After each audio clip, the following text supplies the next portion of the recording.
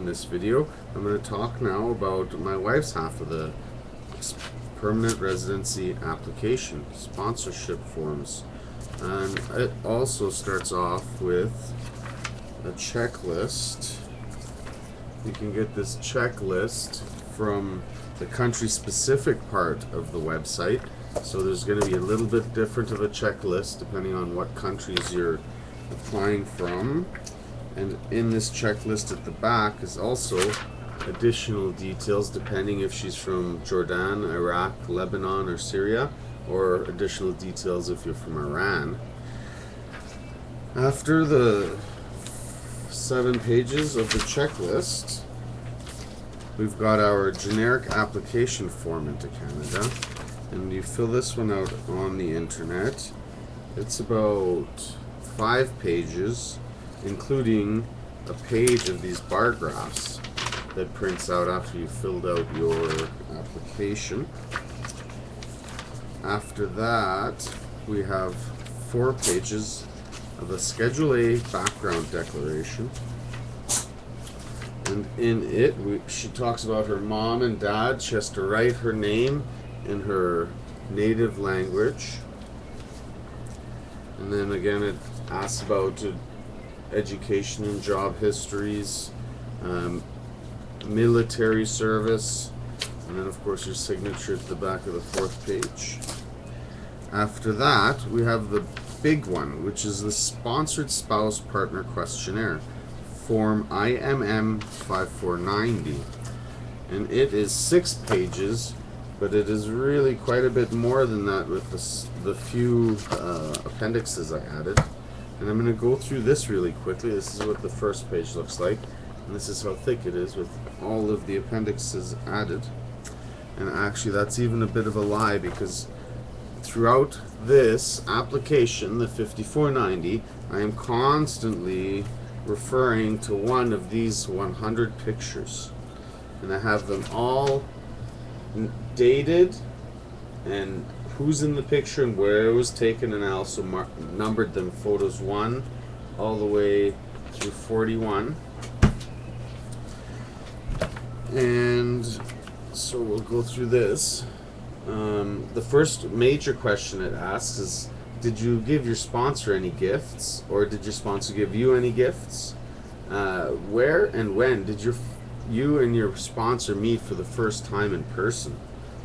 Give any additional details describing the circumstance of your first meeting with your sponsor, and it gives you a little space to write.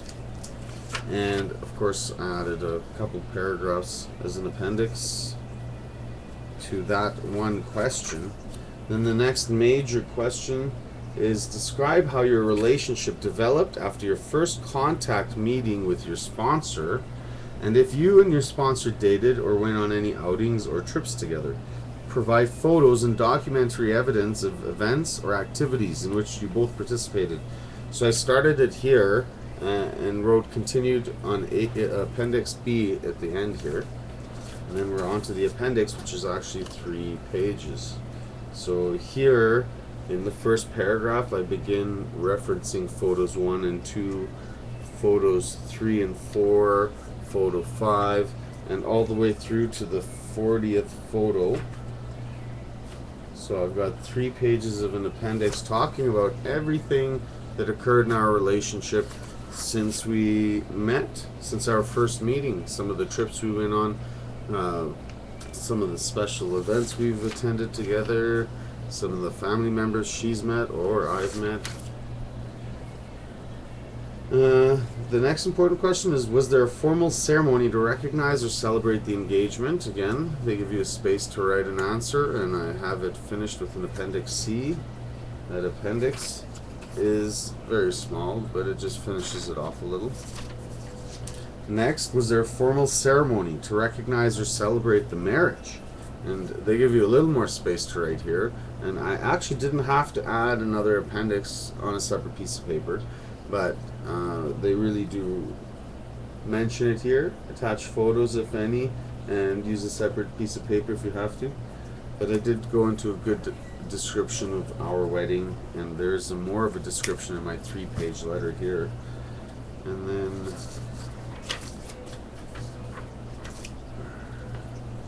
Was there a reception? Again, they ask a question, quite a bit of space to answer, and we continued on Appendix D for that.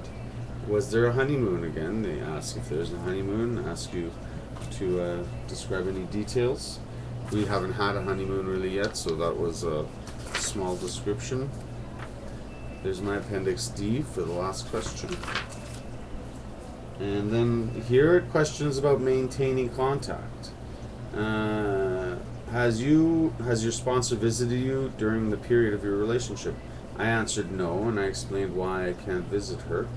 And then it asks, have you visited your sponsor during the period of your relationship? I answered no and explained why not. How do you and your sponsor communicate when you're not together?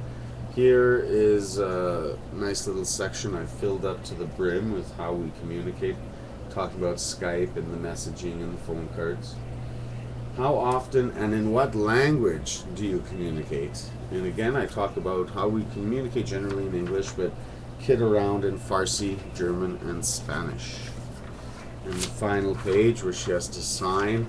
Oh, and one of the final questions, question 30, do you receive financial support from your sponsor? And then right underneath, just like on my application, there's a shaded box. It's not even a question. And on the shaded box, it says, on a separate sheet of paper, provide any additional details of your current relationship that you believe would help prove your relationship is genuine and continuing.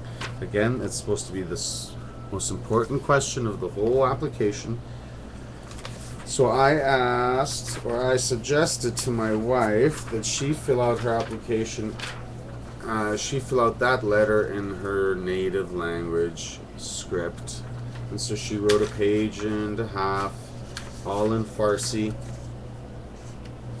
And then she brought it to an official translator and had it translated into English.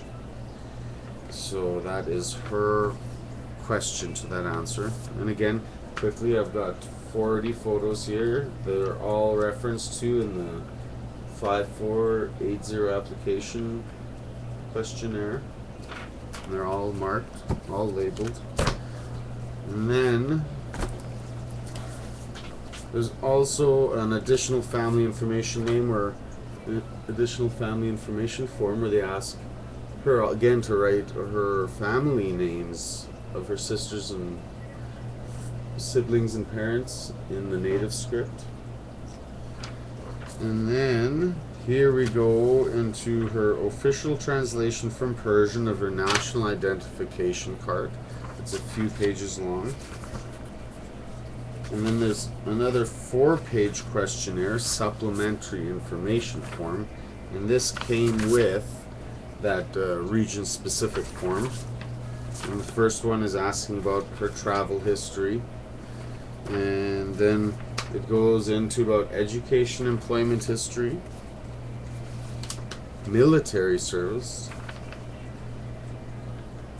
if any, and ask for her signature, the identity certificate translation, her first 10 pages of her passport translation, and then also her criminal record check, and finally her medical report. And that's all it looks like. It's really just a couple pieces of paper, and they send that to the office where it's processing the actual report. And hopefully everything happens within a year, because I've heard some of the processes dragging out just over a year, and right at the 1-year mark they'll email you and ask you to get a new police report and a new medical form, a new medical done. So there you go. That's the wife's half of the sponsorship application. A little less than mine, but actually very intensive. That describing your relationship in detail in the 5490 is a really hard situation, hard form to fill out. And I wish you all luck. If you have any questions, just post your comments. Thank you.